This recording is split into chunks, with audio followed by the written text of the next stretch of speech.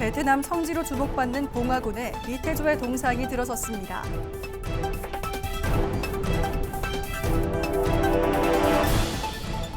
봉화군이 기후백제정부 한국중부발전과 상생협력 협약을 체결했습니다.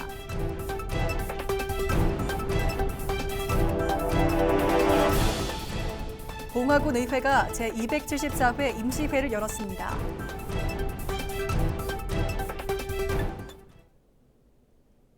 안녕하십니까. 뉴스와이드 봉화입니다. 지난주 베트남과 봉화군의 교류 협력 가능성이 주목받고 있다는 소식 전해드렸는데요. 호찌민 베트남 초대 주석과 함께 베트남인들에게 가장 존경받는 인물인 리태조의 동상이 봉화군에 세워졌습니다. 우리나라에서 유일하게 베트남 왕족 유적지가 남겨진 봉화군은 명실상부한 국내 최고의 베트남 성지로 자리매김하고 있습니다. 서희동 기자입니다. 베트남을 중국의 지배에서 벗어나게 한 최초의 독립왕조인 리 왕조. 베트남 역사 최고의 위인 중 한 명인 리 왕조 태조의 동상이 24일 봉화군에서 위엄 가득한 모습을 드러냈습니다. 베트남 현지에 수많은 리태조 동상이 세워져 있지만 우리나라에 건립된 것은 최초입니다.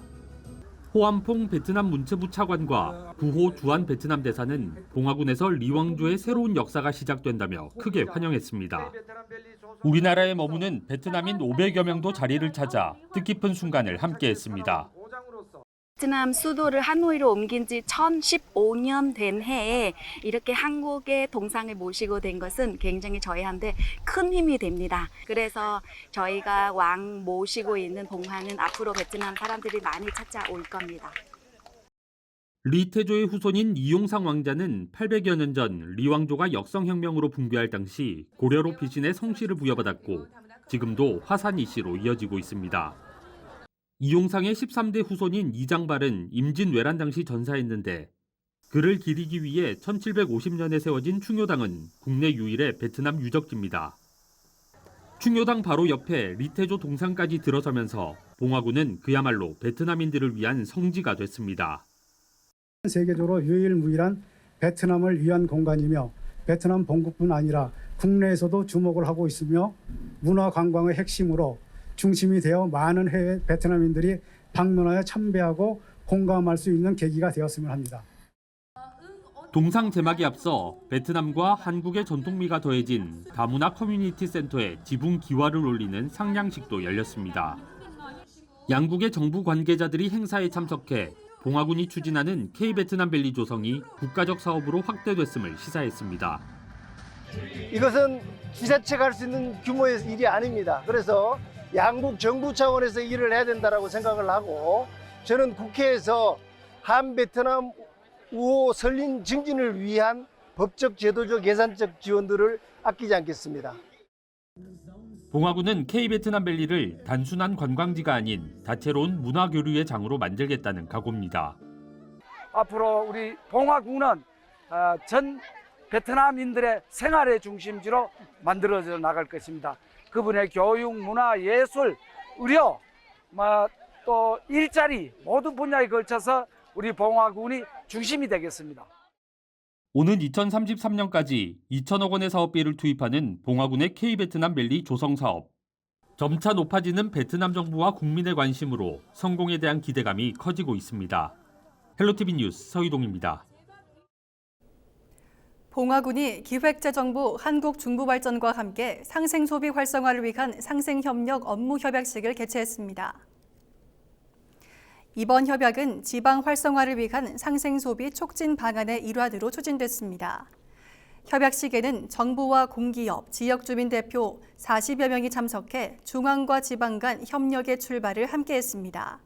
새 기관은 지역 특산물 활용과 정부청사 직거래 장터 운영, 고향사랑 기부 캠페인 참여 등 실질적인 상생소비 방안을 추진하기로 했습니다. 박형국 봉화군수는 이번 협약이 비수도권 지자체와 상생협력의 성공 모델이 될 수 있도록 적극 노력하겠다고 밝혔습니다. 봉화군 의회가 제274회 임시회를 열었습니다. 이번 회기에서는 2025년도 제2회 추가경정 예산안과 장기 인체조직 기증 장려, 폭염 한파 피해 예방 등 총 15건의 안건이 심의됐습니다. 이승훈 의원은 5분 자유 발언에서 관광 콘텐츠 개발과 생활인구 확대를 통한 지역경제 활성화를 제안했으며 추경 예산안은 예산결산특별위원회 심사를 거쳐 최종 의결됩니다. 또 권영준 의장은 군민이 공감할 수 있는 합리적 의정 활동을 약속했습니다. 봉화군이 2025년 9월 정기분 재산세를 부과합니다. 대상은 6월 1일 기준 토지와 주택이며 지난해에는 토직 3404건, 주택 95건이 각각 부과됐습니다. 군은 과세대장 정비와 부과 작업을 완료한 후 9월 11일까지 고지서를 발송할 계획입니다. 납부 기간은 오는 9월 16일부터 30일까지며 시는 기간 내 납부를 당부했습니다.